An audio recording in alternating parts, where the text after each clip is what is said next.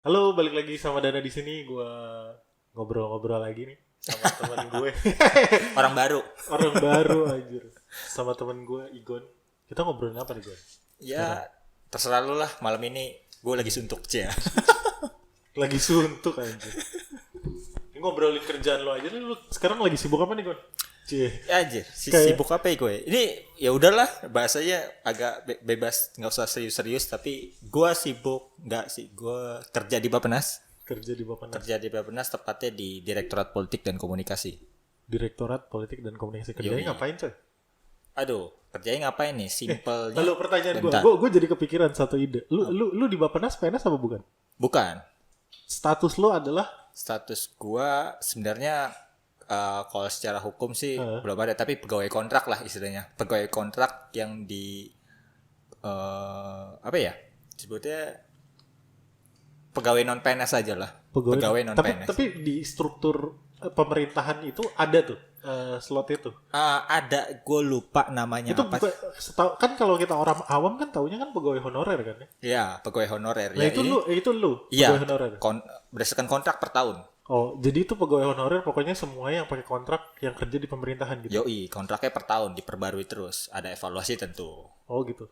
Benefitnya dapat apa aja sih? Gue mungkin banyak orang yang nggak tahu kalau misalnya gue jadi pengen ngebahas itu karena akhirnya banyak orang yang kerja di pemerintahan tapi terus apa sih, kan banyak juga orang yang nuntut kalau misalnya gue mau kerja di pegawai honorer tapi nggak diangkat-angkat jadi PNS. Tuh sebenarnya dasar hukum dari, maksudnya bukan dasar hukum sih, kenapa sih orang bisa bekerja kayak gitu. Kalau bekerja kayak gitu sesuai dengan kebutuhan dari instansi masing-masing satu. Oh gitu. Harus ada kebutuhan dari instansi itu. Betul. Pertama, apakah SDM-nya cukup atau enggak? Ada, gue lupa kualifikasinya apa. Pokoknya memenuhi apa enggak secara SDM, ya kan? Kalau tidak memenuhi, setiap direktorat memilih, setiap kementerian maupun setiap direktorat punya kewenangan untuk merekrut staf kontrak. Staf kontrak itu ada yang hitungannya per 6 bulan, ada yang hitungannya per tahun gitu. Oh, jadi benar-benar tergantung kontrak aja gitu. Tergantung kontrak setiap tahun. Jadi, tapi setiap kontrak tiap tahun pun juga sama dengan kayak PNS. Kita punya evaluasi per tahun gitu. Dan itu dinilai oleh atasan kita. Oh. Nah, tapi bos lu PNS kan? Oh iya. Struktur di atas gue PNS semua. PNS semua. Yang di bawahnya nih. Jadi yang di bawahnya ini kalau di Bappenas nih, kalau boleh jujur, SDM-nya kurang di Bappenas. Oh gitu. Bappenas itu SDM-nya kurang, jadi makanya merekrut banyak tenaga non PNS. Jadi sebenarnya ini terjadi karena sebenarnya tenaga PNS-nya kurang. That's it. Yeah. Tenaga PNS-nya kurang. Kalau gue boleh jujur lagi, untuk masuk Bappenas susah, Pak. Iya sih. Emang. Susah Pak, masuk Bappenas. Kayaknya kementerian paling susah ya. Enggak, salah satu kementerian yang paling susah. Salah satu kementerian yang paling susah. Dan satu-satunya bila bisa dikatakan kementerian yang tesnya itu ada komponen tes potensi akademik, Pak. Hah? Ada TPA-nya emang? Ada, Pak. Udah kayak masuk kuliah, Bang. Nah, itu dia. Yang kementerian lain ya SKD ya tes CAT, computer assisted test. Terus SKB. SKB itu bidang itu biasanya bikin esai lah, nulis sesuatu gitu kan ya. Nah, tetapi kalau yang di Bappenas ini ada TPA, Pak.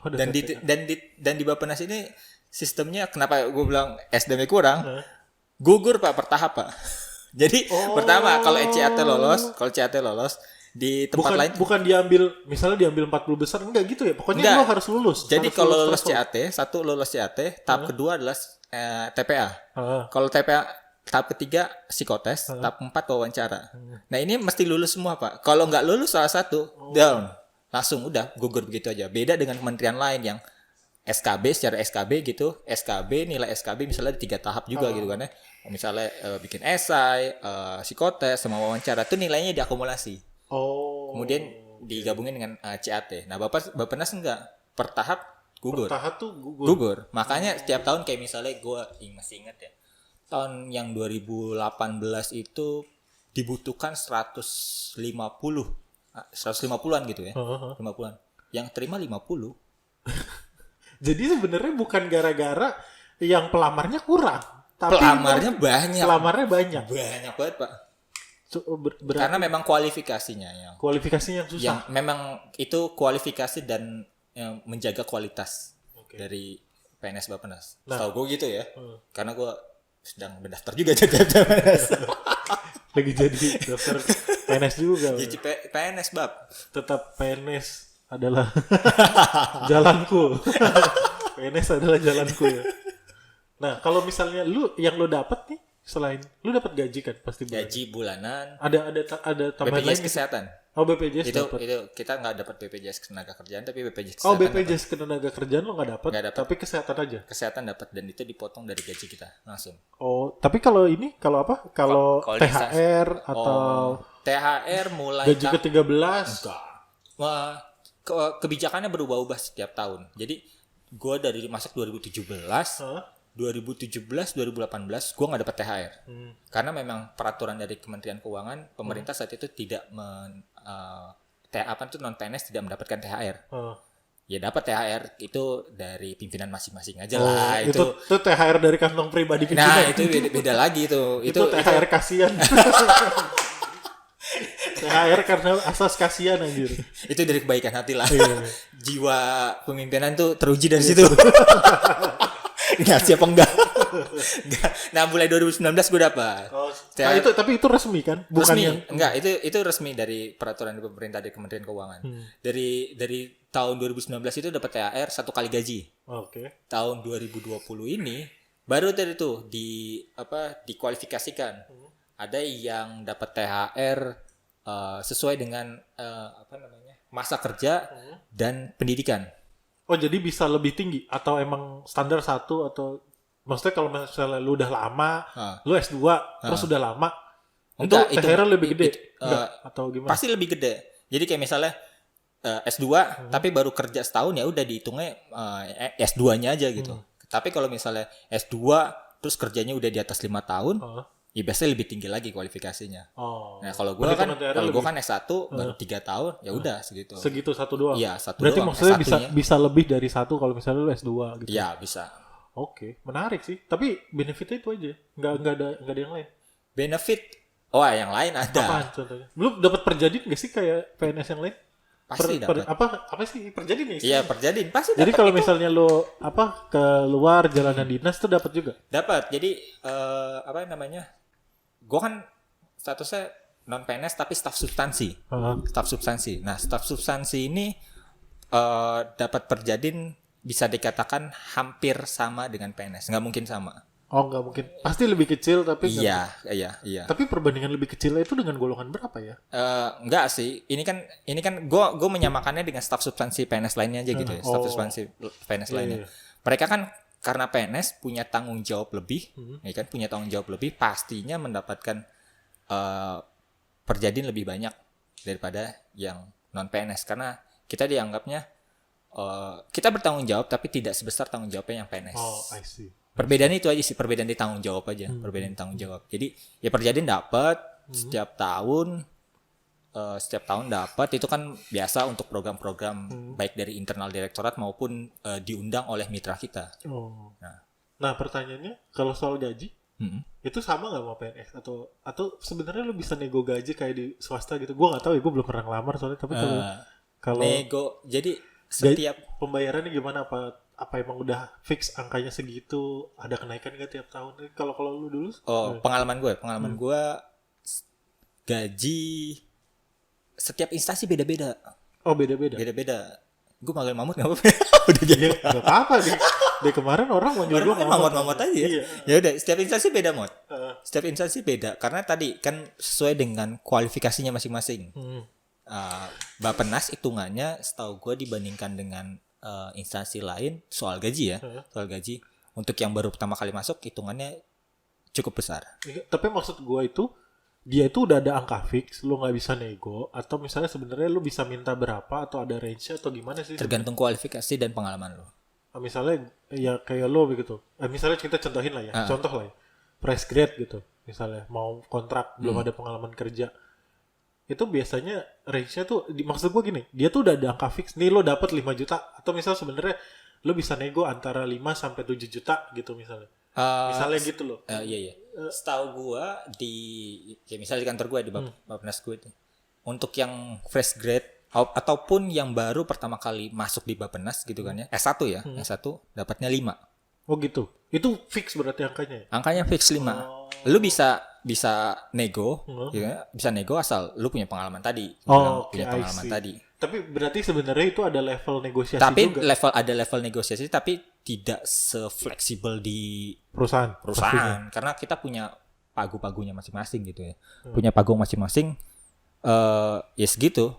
Dan itu kebijakan gue bilang tadi masing-masing instansi KL beda. Oh, oke. Jadi maksudnya sebenarnya dalam artian gue pikir tuh ya pokoknya mau kayak gimana pun nih gaji lu seginilah kalau mau kerja, enggak ya? Terus masalah kenaikan kalau kenaikan tiap tahun ada. Oh, ada tetap. Tetap ada kenaikan tiap tahun. Itu pasti kan. Karena ya beda sih memang sama PNS. Kalau PNS kan kenaikannya mengikuti peraturan pemerintah. Betul. Kalau setahu gue di Bappenas ini ataupun di yang gue kerja sekarang, kenaikannya ditentukan berdasarkan performance.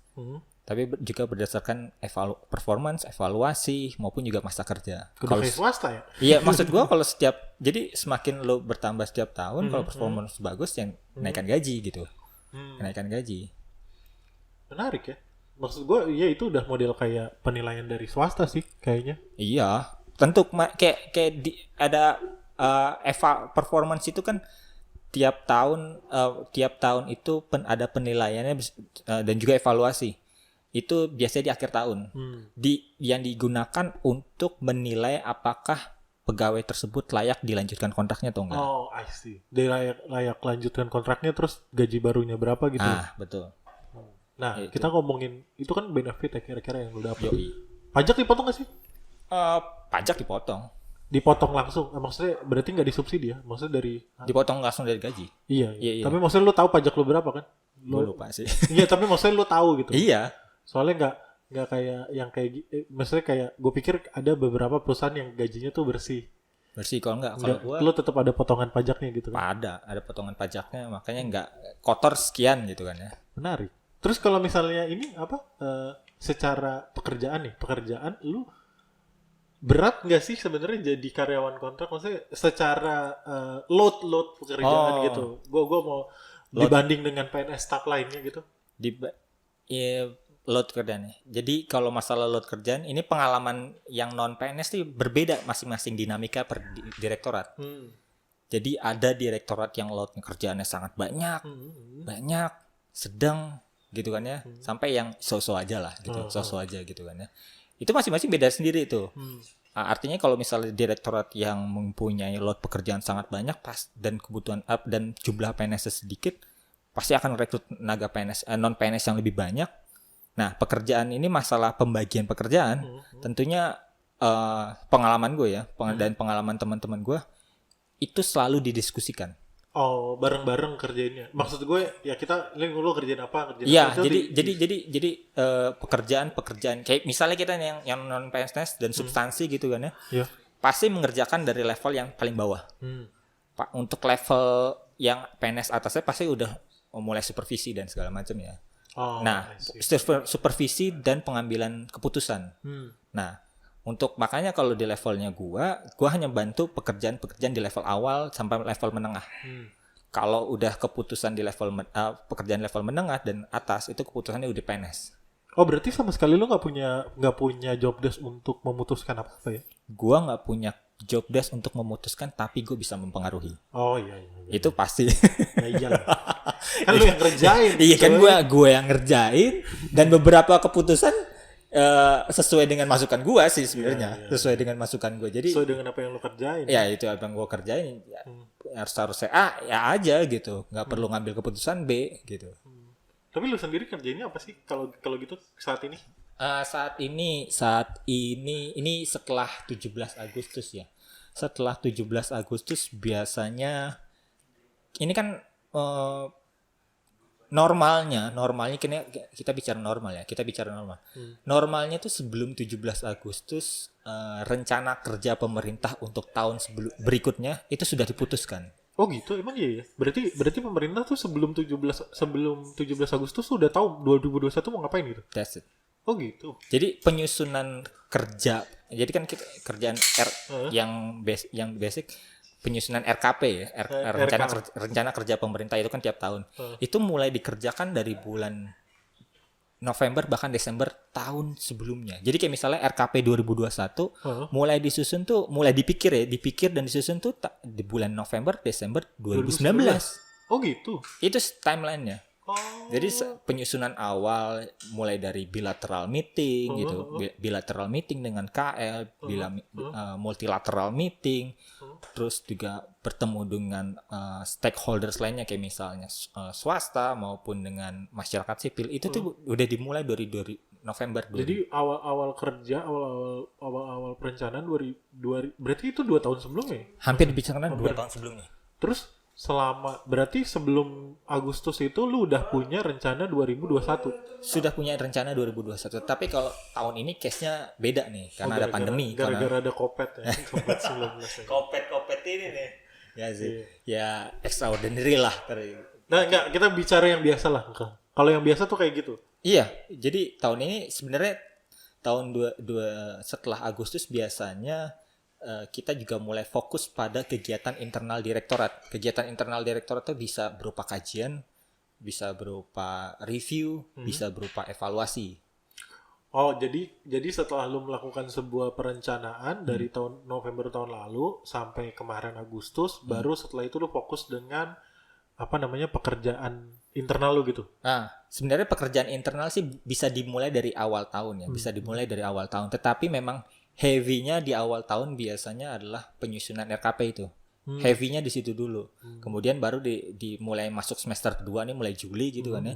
Baru pekerjaan-pekerjaan direktorat. Sebenarnya biasanya di Juli itu udah selesai RKP. Jadi udah mulai fokus kita sama kegiatan sendiri. Oh, makanya itu kali ya kenapa akhirnya banyak program pemerintah dalam tanda kutip yang sebenarnya baru hadirnya di second half ya, maksudnya semester kedua gitu. Itu rata nggak sih buat? Enggak, itu enggak semua KL seperti itu. Itu kan ada KL, gue nggak ngerti dinamika di KL lain, tapi kalau di Bappenas sendiri yang gue alami memang heavy-nya di awal tahun.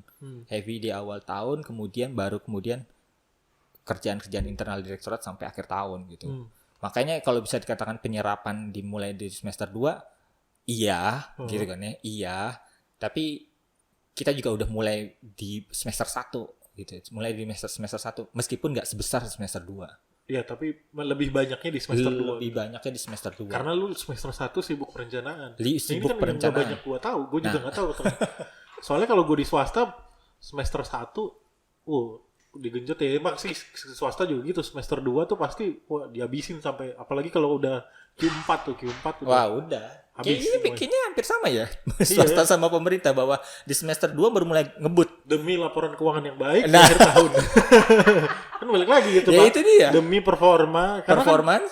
Kalau di swasta ada penilaian soal kualitas kuantitas penyerapan anggaran nggak? Nggak ada lah, Pak. Sales lah.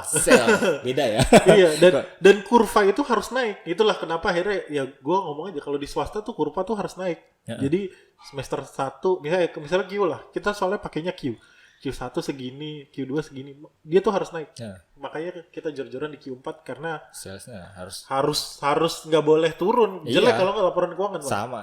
Iya, kami kalau lu kan diukurnya dari penyerapan anggaran. Iya, karena memang ada komponen penyerapan anggaran kan kalau misal dalam PDRB itu kan belanja pemerintah.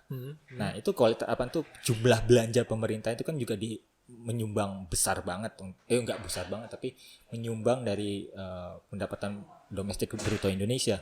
Makanya ketika penyerapannya turun, otomatis bisa dikatakan tanda kutip perencanaannya gagal. Oh, I see. Ketika lu kan udah merencanakan untuk 2021 misalnya anggaran sekian M gitu kan ya. Tetapi cuma terserap 90 bahkan di bawah 90%. Ya udah artinya perencanaan lu bisa dikatakan gagal. Jadi refleksi kebalik ya sebenarnya. Kalau gua kan kalau di swasta kalau misalnya gua udah merencanakan budget 10 miliar gitu buat 1 tahun.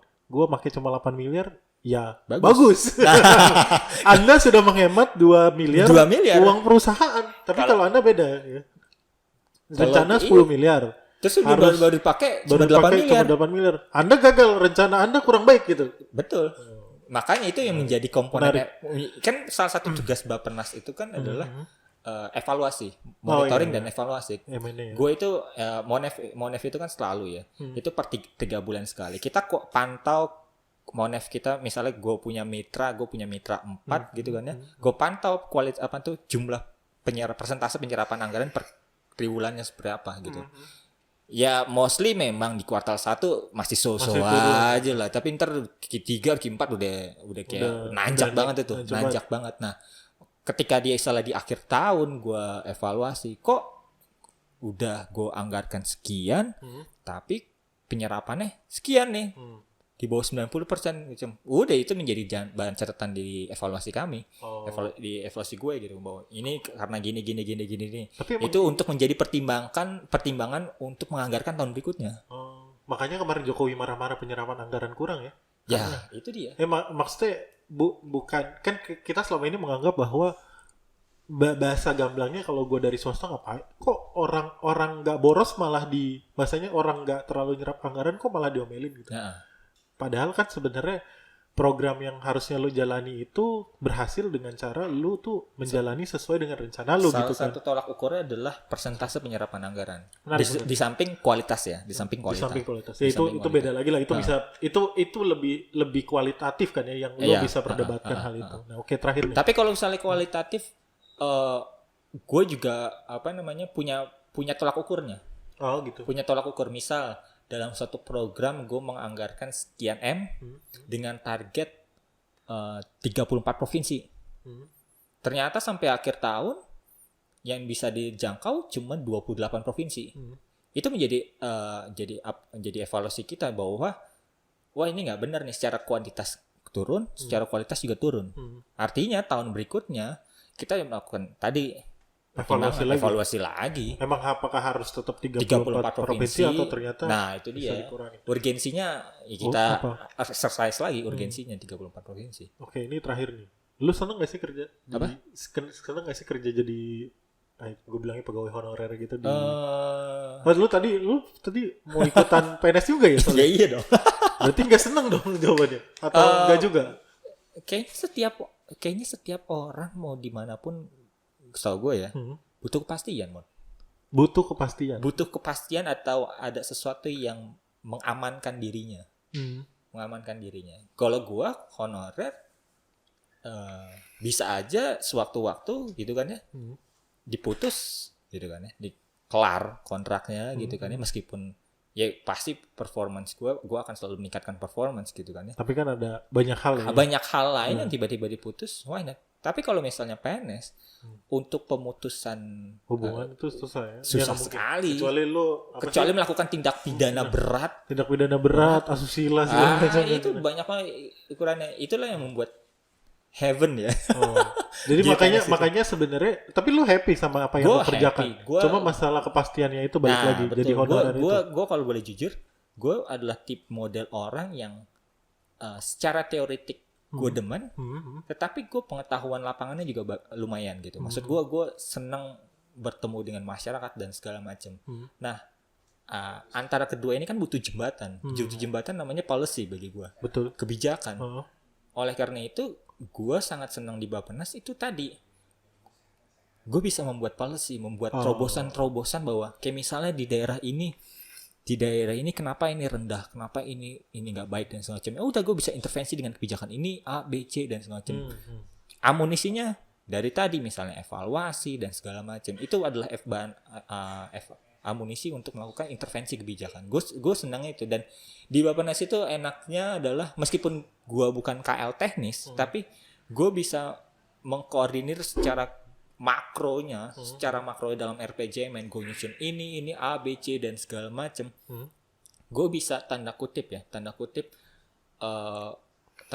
bekerja sama dengan KL yang gue menjadi mitra. Tolong kerjakan yang ini menjadi program A. Tolong KLB kerjakan ini. Mempengaruhi lah ya bahasanya. Iya. Itulah gue gedemennya. Kalau ini nggak usah bahasa berat, makanya gue bahasa senengnya ya. Minta tolong dong kerjaan yang ini gitu. Bisa lo ya intervensi lah. Intervensi dari KL. Oke, tapi lu butuh kepastian ya sekali lagi. Kalau enggak susah, Pak. Dan berbagai fasilitas lainnya. Iya, berbagai fasilitas lainnya yang itu didapatkan oleh yang PNS yang biasa gitu. Ya, Padahal maksudku kerja kan hampir sama ya. Ya, Cuma kerja- fasilitas itu enggak kerja hampir sama, fasilitasnya yang beda. beda, tetapi apa lagi-lagi gue tadi lupa. Iya, yang lain deh gue lupa tadi ngomong apa. Ya udah gitu aja sih sebenarnya. Oh, satu lagi. Apa? Jangan berharap kaya jadi PNS Oh, ya. iya. Apalagi jadi pegawai honorer jangan. Wah, itu dia, jangan berharap kaya jadi Iyalah. pegawai PNS. Apalagi soalnya pengalaman gue, bokap gue tuh honorer seumur hidup DKI Jakarta, pensiun udah gak dapet apa-apa. That's it. Ya kan? Itulah. Ya begitulah. Iyalah. Suka dukanya Dukanya jadi honorer. suka dukanya jadi honorer. Begitu. Oke, baiklah. Itu aja dari gue. Sampai ketemu lagi. Bye-bye. Bye bye. Thank you.